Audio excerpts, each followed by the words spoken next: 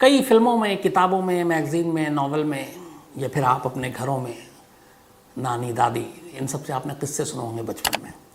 किस्से कहानियाँ हम सब की ज़िंदगी का हिस्सा है, इसका एहसास अब मुझे हो रहा है पिछले 2-3 सालों में।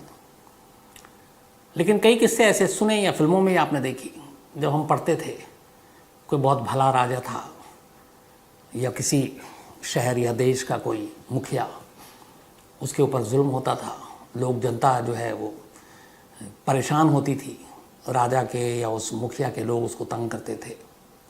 अभी हाल में लास्ट ही मैं कोई अकबर और बीरबल सीरियल देख रहा था, उसमें भी एक सीन था कि राजा कुछ फरमान जारी करता है, उसके कारिंदे जो हैं वो जाकर लूटते हैं।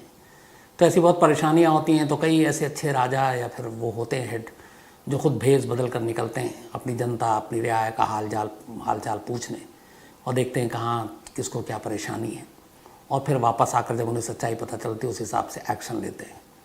ऐसी बहुत सारी कहानियाँ सुनी हम लोगों ने। लेकिन ऐसी कहानी पूरी तरह से आज के दौर में सच हो, आज के दौर में नहीं लेकिन कुछ वक्त पहले तक, तो थोड़ा अजीब लगता है, लेकिन वाकई सच होता है। आज की कहानी एक ऐसे प्राइम मिनिस्टर की कहानी है, हिंदुस्तान के एक ऐसे प्रधानमंत्री की कहानी है जिसने इन सारी कहावतों और कहानियों को सच कर दिखाया। इस प्रधानमंत्री के पास बहुत सारे ऑप्शन थे। वो चाहते तो जो शिकायतें थीं पब्लिक की, लोगों की, जनता की, वो अफसरों के हवाले कर देते, मंत्रियों के हवाले कर देते, या खुद सीनियर अफसरों से बात करते कि देख लो भाई, जो आजकल का एक चलन है कि कोई शिकायत करने जाते हैं तो अगर कमिश्नर है तो वो नीचे डीसीपी या एसएचओ को बोल देता है भाई ये शिकायत है, ऊपर से आया, बड़े आदमी के यहाँ से आया तो थोड़ा ज़्यादा एक्शन जल्दी होता है। तो वो भी कर सकते थे, पर उन्होंने किसी को फ़ोन नहीं किया, इन शिकायतों को अपने तक रखा और कहा सही वक्त आने पर मैं खुद देखूंगा। तो देश के शायद इकलौते ऐसे प्राइम मिनिस्टर की ये कहानी है जो प्राइम मिनिस्टर थे, ये नहीं कि बनने वाले हैं या बन चुके या भूतपूर्व हो गए, बल्कि जिस तारीख की ये कहानी, उस तारीख में वो हिंदुस्तान के, इस देश के, भारत के प्राइम मिनिस्टर ऑफ इंडिया थे, वो प्रधानमंत्री थे। और फिर भी एक पूरे पुलिस स्टेशन में बैठे तमाम पुलिस वालों ने अपने देश के प्राइम मिनिस्टर से रिश्वत मांग ली। ये पूरी कहानी आपको सुनाऊं उससे पहले आपको फिर बताऊं वही कि सारी चीज़ें नहीं थी। तो फिर कहानी क्या थी? चौधरी चरण सिंह मेरठ से आते हैं, किसी पश्चिमी उत्तर प्रदेश के किसान नेता, जाट नेता, किसानों के बीच रहे, किसानों के बीच उन्होंने राजनीति की, आज़ादी की लड़ाई लड़ी, बापू के साथ रहे, किसानों की समस्याओं को बहुत करीब से जानते थे। वो इस देश के डिप्टी प्राइम मिनिस्टर रहे, इस देश के फाइनेंस मिनिस्टर रहे, इस देश के होम मिनिस्टर रहे और यूपी के चीफ मिनिस्टर भी रहे, मुख्यमंत्री। बात 1979 की है। 1979 28 जुलाई चौधरी चरण सिंह इस देश के 5वें प्राइम मिनिस्टर बने थे और उस वक्त मिली जुली सरकार थी। जनता पार्टी, आपको याद होगा कि एक लहर थी, तो जनता पार्टी की सरकार की तरफ से चौधरी चरण सिंह प्राइम मिनिस्टर बने। इंदिरा गांधी उस वक्त कांग्रेस की नेता थी, उन्होंने चौधरी चरण सिंह की सरकार को सपोर्ट किया और समर्थन दे दिया। 28 जुलाई 1979 को देश के 5वें प्रधानमंत्री के रूप में उन्होंने शपथ ली। शपथ लेने के बाद उन्होंने प्रधानमंत्री ऑफिस की अपना काम शुरू किया।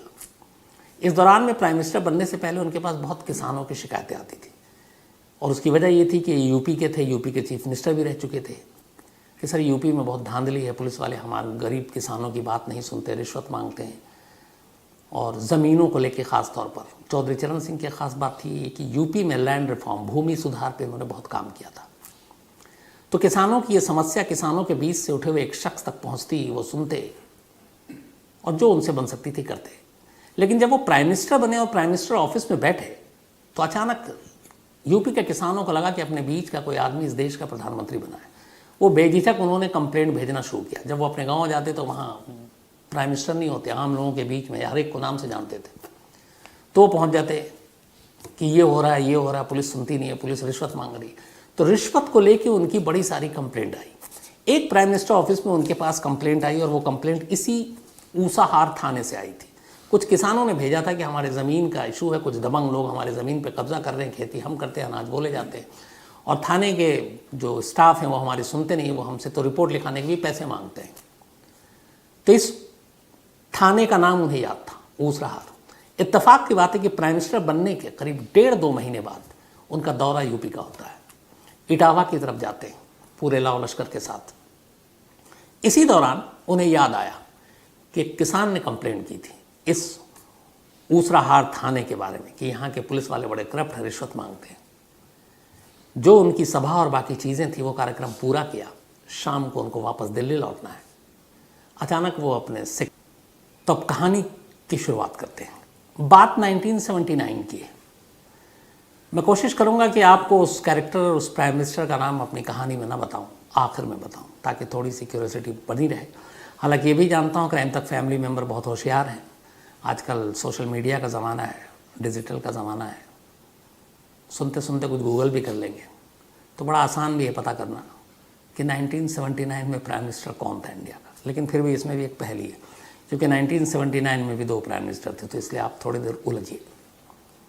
तो बात 1979 की है, 79 के सेकंड हाफ की है, मतलब जून के बाद की।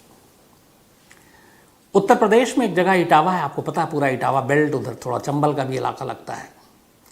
तो उसी इटावा इलाके में एक पुलिस स्टेशन है जो यूपी पुलिस के जुरिस्डिक्शन में आता है।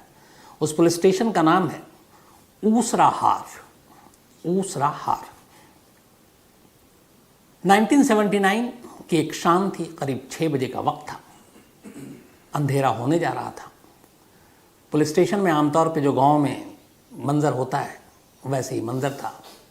पुलिस वाले भी अब थक चुके थे, शाम का वक्त, जिनकी ड्यूटी ख़त्म होनी थी घर जाने की तैयारी, बाकी वो अपने रिप्लेसमेंट का इंतज़ार कर रहे थे। दरोगा साहब उस वक्त थाने में नहीं थे, जो दूसरे नंबर के दरोगा थे वो मौजूद थे। दरोगा की बहुत चलती है, अपने आप को पता, खास तौर पर छोटी छोटी जगहों पे। तो शाम करीब 6 बजे पुलिस स्टेशन में अब तक सब कुछ नॉर्मल था, कूल था। तभी करीब 70-75 साल का एक बुजुर्ग पुलिस स्टेशन में बड़ी धीमी चाल से दाखिल होता है। हुलिया देखकर पहली नज़र में लग रहा था कि बहुत ही गरीब, मजबूर, लाचार कोई किसान है। उसने कपड़े भी वैसे ही पहन रखे थे, धोती, कुर्ता, पैर में चप्पल नहीं। आमतौर पर आप जाएं और इस उम्र और किसानों की हालत तो लगभग ऐसी होती है इनका हुलिया। तो पैरों में चप्पल नहीं, नंगे पैर, मट्टी लगे हुए कपड़ों पर, धोती पे भी, कुर्ते पे भी, यहाँ तक कि हाथ पैर भी गंदे। ऐसा लग रहा सीधे खेत से उठकर चला रहा है ये किसान। तो मजबूर, परेशान, बेबस किसान पुलिस चौकी में, पुलिस स्टेशन में दाखिल होता है, जिसका नाम है ऊसराहार पुलिस स्टेशन। वहाँ पहुँचने के बाद वो पूछता है कि मुझे दरोगा साहब से मिलना है। कुछ पुलिस वाले बाहर टेबल पे बैठे हुए थे। छोटी छोटी जगहों पे अक्सर ये मंजर आम होता है कि आप थाने के अंदर जगह कम होती है, बाहर आप टेबल कुर्सी लगा देते हैं, वहीं बैठ के वहीं आप सारी पुलिसगिरी करते हैं। तो जो डिप्टी दरोगा जी थे वो बैठे हुए थे अपनी मंडली के साथ। ये बुज़ुर्ग पहुंचा, पूछा कहाँ है थानेदार साहब। उन्होंने कहा तो वो है नहीं, आप क्यों आए हो? तो उसने कहा मुझे एक रपट लिखानी है। पुलिस वाले ने कहा क्या हुआ, वो तो है नहीं, आप हमें बताओ। उन्होंने कहा ठीक है, तो जो दूसरे हैं दरोगा साहब उनसे लिखवा दीजिए। तो उसने कहा बताओ तो सही क्या हुआ। मतलब मेरी किसी ने जेब काट ली है और उस जेब में अच्छे खासे पैसे थे, तो जेब कतरे को पकड़वानी है और मुझे पैसे वापस दिलवा दीजिए, आपकी बड़ी मेहरबानी होगी, आप रपट लिख लो। तो पुलिस वाले ने कहा कि ऐसे थोड़ी रपट लिखते हैं, कहाँ चोरी हुई, क्या हुई और ये पैसे कहाँ से आए, क्योंकि हालत देख के लग रहा था उसके पास इतने पैसे होंगे नहीं। तो उस शख्स ने कहा, जो किसान दिख रहा है, कि साहब मैं मेरठ का रहने वाला हूँ, मेरठ में बड़ी मुश्किल से कुछ अपनी ज़मीन वमीन बेची है और कुछ पैसे जोड़े खेती बाड़ी के लिए और बैल ख़रीदने थे। मुझे पता चला इस इलाके में इटावा के पास बैल सस्ते मिलते हैं, तो कुछ लोगों से बात हुई, मोल तोल भी हो गया था, बैल ख़रीदने के लिए मैं यहाँ आया हूँ। लेकिन जब यहाँ पहुँचा तो अचानक देखा कि कुर्ते की जेब मेरी फटी हुई है और किसी ने काट दिया ब्लेड से या किसी चीज़ से, और मेरे सारे कई 100 रुपये जो थे वो लेके भाग गया। अब पुलिस वालों ने कहा कैसे आप पे यकीन कर लो, जो पुलिस से अंदाज़ होता है आमतौर पर कि तुम पहले तो ये बताओ कोई मेरठ से चल के इतनी दूर इटावा बैल खरीदने आता है? तुम झूठ बोल रहे हो सकता है तुम कह रहे हो जेब काटी है, तुमने ही गिरा दिया कहीं। अब गिराने में और जेब काटने में अलग अलग जुर्म धाराएं होती हैं, तो ये आपकी लापरवाही है कि तुमने गिराया है, तो हम कैसे मान लें? और क्या सबूत है कि तुम्हारा जेब किसी जेब कतरे ने काटा है? बेचारे मजबूर किसान ने कहा कि साहब मुझे मालूम है, मैं बहुत ध्यान से आ रहा था, लेकिन ये जेब जो कुर्ता फटा हुआ जिस तरीके से कटा हुआ है, ये फटने की निशानी नहीं है, ये कटने की निशानी है, और किसी ने ब्लेड मारी या कुछ मारा और उसी से ये जेब काट के मेरे पैसे ले गया। आप मेरे बस पैसे दिला दो, रपट लिख लो। पुलिस वाले ने कहा कि हम ऐसे रपट नहीं लिखते हैं और आप घर जाओ। उन्होंने कहा मैं कैसे जाऊं, क्या करूं, लोग मेरे घर वाले क्या कहेंगे, इतनी रकम खो दी। तो बोला हो सकता है तुमने कहीं गिराई नहीं हो, तो कुछ पैसे के तुमने शराब पी ली हो, खर्चा कर डाले हो, अब घर वालों को क्या जवाब दो, इस डर से अब तुम एक झूठी कहानी गढ़ रहे हो और हमारे पास रिपोर्ट लिखाने आए हो। तो ये भी तो हो सकता है। तो हम जब तक सच्चाई नहीं जानेंगे तुम्हारी रपट नहीं लिखेंगे। अब वक्त बीत रहा है, पुलिस वाला रपट नहीं लिख रहा है, वो मजबूर किसान लगातार गिड़गिड़ा रहा है, कह रहा है कि मेरे पास बड़ी मुश्किल से ये पैसे आए थे, बैल भी नहीं खरीदूंगा, और आप रपट नहीं लिख रहे हैं। उन्होंने कहा हम ऐसे नहीं लिखते हैं, आप यहाँ से जाओ, क्यों समय बर्बाद कर रहे हो। काफ़ी मन्नत समाजत की उस बुज़ुर्ग किसान ने। पुलिस वाला टस से मस नहीं हुआ। आखिर वो किसान परेशान हो गया, उदास हो गया, और उसी पुलिस स्टेशन की बाउंड्री के पास जब देखा कि कोई सूरत नहीं है रपट लिखने की और कोई लिख नहीं रहा, तब तक थानेदार साहब भी आ गए। थानेदार के आगे भी गिरा है, वो भी नहीं माना। बोला हम कैसे मान लें तुम्हारा जेब कटा है, तुमने ही गिरा दिया या तुमने खर्च कर दिया। हर तरह से परेशान होकर वो जाकर उसी फटेहाल हाल में बाउंड्री के पास बैठ गया थाने के। थोड़ी देर के बाद एक सिपाही को शायद कुछ रहम आया है, तरस आ गई कि एक बुज़ुर्ग आदमी है, हाल ही से लग रहा फटा हाल है, इसकी चलो कुछ मदद करते हैं। वो उसके पास गया और बोला कि एक काम करें, हम तुम्हारी मदद करा देंगे, तुम्हारी रपट लिखवा देंगे, बट इसके लिए थोड़ा खर्चा पानी चाहिए होगा। अब रपट लिखा देंगे ये सुनकर वो बुज़ुर्ग किसान खुश हो गया, चेहरे पे उसके एक हंसी आई, रौनक आई। बट जैसे ही बोला खर्चा पानी, फिर चेहरे पे उदासी आ गई। उसने कहा कि मैं तो खुद लुटा लुटाया यहाँ आया हूँ, और अब आप खर्चा पानी, कितने पैसे मेरे पास हैं नहीं। उसने कहा देखो तुम्हारे पास कई, तुमने कहा बहुत सारे, कई 100 के नोट थे, तो बरामद करनी है तो रपट लिखानी है, और रपट ऐसे नहीं लिखाएगी, साहब लोगों का खर्चा पानी तो देना पड़ेगा। तो ये हुआ कि कितना, आखिर मजबूरी में लगा कि चलो कुछ देते हैं। बात 35 रुपये में जाकर तय हुई, 35 रुपीज़। 1979 की बात बता रहा हूँ आपको, मतलब 21 और 22, 43, 43 ईयर्स बैक। 35 रुपीज़ में ये तय हुआ कि इस बुज़ुर्ग किसान की रिपोर्ट लिखी जाएगी। बुज़ुर्ग किसान खुश हुआ, फिर भी उसे लगा कि 35 रुपये भी देने पड़ रहे हैं। सिपाही ने जाकर अपने सीनियर अफसरों को बताया कि बात बन गई है, सौदा तय हो गया है, 35 रुपये दे रहा है, साहब की रिपोर्ट लिख लीजिए। अब बुलाया गया, कहा गया ठीक है अपनी शिकायत बताओ। अब एक पुलिस वाला हाथ से शिकायत नोट कर रहा है, बुजुर्ग किसान बोल रहा है, पुलिस वाला लिख रहा है। पूरा लिखने के बाद जब सारी हो गई कि कैसे कहाँ जेब कटी, उस पुलिस वाले ने फिर पूछा कि बाबा ये बताओ आप दस्तखत करोगे या अंगूठा लगाओगे, क्योंकि कंप्लेंट में ये चीज़ें होती हैं कानूनी। टेबल पे था, बाबा ने कहा कि दस्तखत करूँगा।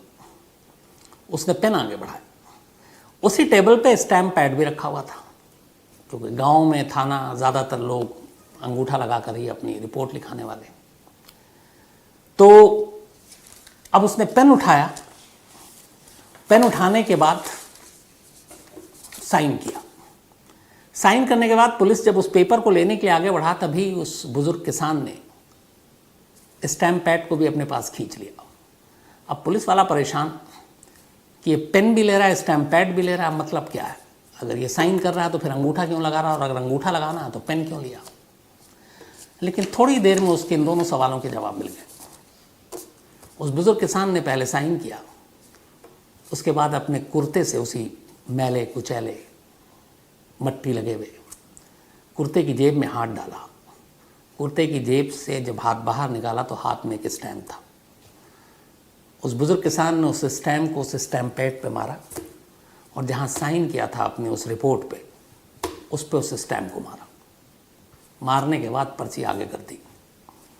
जिस पुलिस वाले ने ये लिखा और लिखा रहा था, जिसने पेन और स्टैम्प पेपर दिया था, जब उसने देखा कि ये है क्या, पहले तो वो सब पकाया हुआ कि आदमी साइन भी कर रहा है, स्टैम्प पैड भी ले रहा है और जेब से अपना एक मोहर निकाल रहा है, और उस मोहर से उसने स्टैम्प पैड पे रोशनी लगाई, रोशनाई इंक, और उसके बाद उसने अपने साइन जहाँ किया उसके ऊपर वो मोहर लगा दिया। उसने कहा ये माजरा क्या है। पर्ची उठाई, उसके बाद उस दस्तखत को पढ़ा, और दस्तखत से ज़्यादा जो मुहर लगाई थी उस बुजुर्ग के सामने, जब उसको पढ़ा तो उसके पैरों तले ज़मीन खिसक गई। नाम लिखा हुआ था चौधरी चरण सिंह और स्टैम्प था प्रधानमंत्री भारत सरकार। उस लेटर पर जो जेब से मुहर निकाली थी वो भारत सरकार प्रधानमंत्री की मुहर थी, और नाम अपना उस वक्त जो प्रधानमंत्री चौधरी चरण सिंह। उस किसान के भेष में दरअसल कोई और नहीं, उस पुलिस स्टेशन में देश के प्रधानमंत्री पहुंचे थे, चौधरी चरण सिंह। अब जैसे ही उसने पढ़ा और ये मुहर देखी, तब उसको बयान भी करना मुश्किल है कि एक पुलिस स्टेशन में एक पुलिस वाला जो कुछ मिनट पहले रिश्वत मांग रहा है, रिपोर्ट नहीं लिख रहा है, जिसे वो एक गरीब, मजबूर, बेबस, लाचार किसान समझ रहा है, वो दरअसल इंडिया का प्राइम मिनिस्टर है। जो होना था उसका, पूरे थाने में हड़कंप मच गया। थोड़ी देर में थाना क्या, पूरे डिस्ट्रिक्ट के तमाम आला पुलिस अफसर पहुंच गए। जितने सीनियर अफसर आसपास में जितनी जल्दी आ सकते थे, हर एक तक मैसेज पहुंची, सब थाने की तरफ भागे। चौधरी चरण सिंह वहीं बैठे रहे। उसके बाद वो उठते हैं, थोड़ी देर के बाद उनका काफिला आता है, वो बैठकर चले जाते हैं, पर जाने से पहले एक फरमान सुनाते हैं कि इस पूरे थाने को सस्पेंड कर दिया जाए, और वो पूरा थाना सस्पेंड हो जाता है। चौधरी चरण सिंह, अब ये क्यों किया उन्होंने? चौधरी चरण सिंह क्यों झूठी रिपोर्ट लिखाने गए? क्या सच्ची रिपोर्ट थी? सच्ची हो नहीं सकती, क्योंकि एक प्राइम मिनिस्टर ऐसी हाल में एक बैल खरीदने के नाम पर इटावा पहुंचे, खुद मेरठ के रहने वाले, सेक्रेटरी और बाकी लोगों से जो लॉ लश्कर थी, सेक्रेटरी को कॉन्फिडेंस में लेते हैं और कहते हैं कि तुम लोग अपना कारवां या काफिला कहीं और ले जाओ और मुझे यहाँ एक सन्नाटे में उतारो। उनकी जो सिक्योरिटी बाकी थी वो दूर दूर रहेंगे, कोई पास नहीं आएगा और कोई मुझे जानेगा नहीं।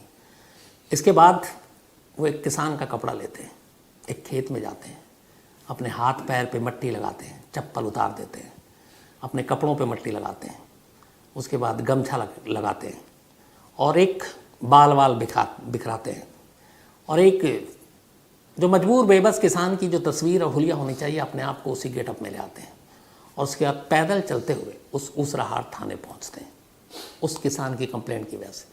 और ये देखना चाहते हैं कि यहाँ वाकई कंप्लेंट लिखने के लिए रिश्वत ली जाती है, और फिर वो एक बैल खरीदने और जेब कटने की कहानी सुनाते हैं, और वही होता है। उस पुलिस वाले ने रिपोर्ट लिखने की बजाय 35 रुपये की रिश्वत मांगी थी, और फिर पूरा थाना सस्पेंड हो जाता है। सस्पेंड होने के बाद प्राइम मिनिस्टर का पूरा काफिला वहीं आता है। फिर वो चौधरी चरण सिंह असली बनते हैं, बैठते हैं और वापस आते हैं। पुराने दौर में था, राजा रजवाड़े ये लोग ऐसे भेष बदल कर निकलते थे जनता की, उनकी परेशानियों को समझने के लिए। लेकिन आज़ाद भारत में ये इकलौती मिसाल है किसी प्राइम मिनिस्टर की जो अपने लोगों के बीच अपनों की परेशानियों को समझने के लिए भेष बदल कर एक पुलिस स्टेशन में जाता है। और ये इकलौती मिसाल ये भी है कि अपने ही देश की पुलिस अपने ही प्राइम मिनिस्टर से एक रिपोर्ट लिखने के लिए रिश्वत मांगती है, 35 रुपये। ये कहानी हमेशा चौधरी चरण सिंह की याद दिलाती है। चौधरी चरण सिंह जी की एक दूसरी इसमें यह है कि इत्तेफाक की बात है कि बहुत कम वक्त के लिए प्राइम मिनिस्टर रहे। 28 जुलाई 1979 को ये प्राइम मिनिस्टर बने थे। जैसा मैंने आपको कहा, इंदिरा गांधी ने सपोर्ट किया था, लेकिन सिर्फ 23 दिन तक ऑफिशियली ये प्राइम मिनिस्टर रहे, 23 डेज। 23 दिन के बाद इंदिरा गांधी ने सपोर्ट वापस ले लिया। अब इनके खिलाफ एक तरह से कॉन्फिडेंस जो मेजोरिटी थी वो नहीं थी। अब उसमें यह था कि सरकार गिर गई। ऐसे वक्त में चौधरी चरण सिंह ने